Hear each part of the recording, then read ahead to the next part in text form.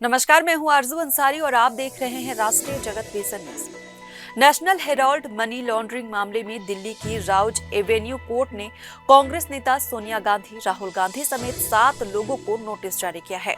Special जज विशाल गोगने ने सभी आरोपियों को 8 मई 2025 को कोर्ट में पेश होने का आदेश दिया है। इससे पहले 25 अप्रैल को कोर्ट ने शिकायत पर सीधे समन जारी करने से इनकार कर दिया था और प्रवर्तन निदेशालय से आवश्यक दस्तावेज प्रस्तुत करने को कहा था। ईडी ने 15 अप्रैल को मनी लॉन्ड्रिंग निवारण अधिनियम की धारा 44 और 45 के तहत शिकायत दर्ज कर सोनिया गांधी, राहुल गांधी, सैम पित्रोदा और सुमन दुबे को आरोपी बनाया था।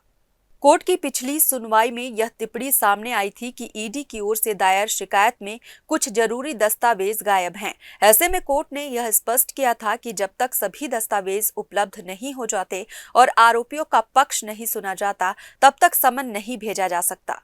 इस मामले में शिकायतकर्ता सुब्रमण्यम स्वामी का आरोप है कि दिल्ली के बहादुर शाह जफर मार्ग स्थित हेराल्ड हाउस, जिसकी अनुमानित कीमत करीब 1600 करोड़ रुपए है, इस पर कब्जा करने के इरादे से यंग इंडियन लिमिटेड के जरिए एसोसिएटेड जनरल लिमिटेड की संपत्ति को साजिशन हस्तांतरित किया गया है।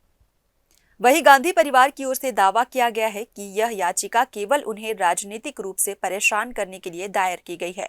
उनका कहना है कि इस मामले में कोई गड़बड़ी नहीं हुई है और पूरी कार्रवाई राजनीति से प्रेरित है।